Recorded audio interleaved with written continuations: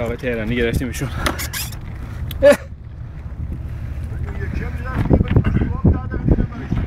من فکر کنم نیم ساعته اون تو جواب بده با این وضعیتی که یا اگه خواستن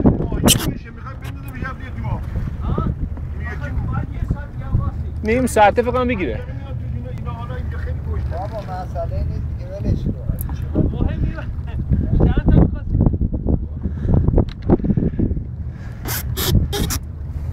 نگیری انگشتمون داداش. این که کوچولوه، یکی و دو تا سه تاشو میشه نگه داشت. سه تاشو میشه نگه داشت. اصلا نکنیم بچه. این سه تا رو میشه میکنه. اصلا اینا باید شوخی نداریم اونا. نه نمیخواد اونا رو باز کن عزیزم بپرس.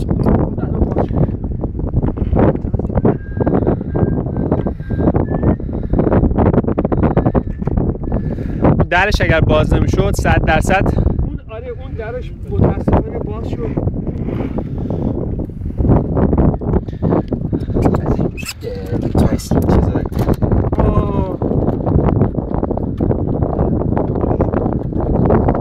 ول نمیکنه ها، قفس رو گرفته. این کوچیکه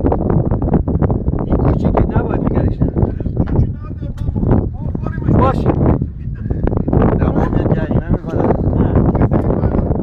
اعتکال باید چیز کنیم. این خیلی چیزه گنده است. کوچیکه اگه رسید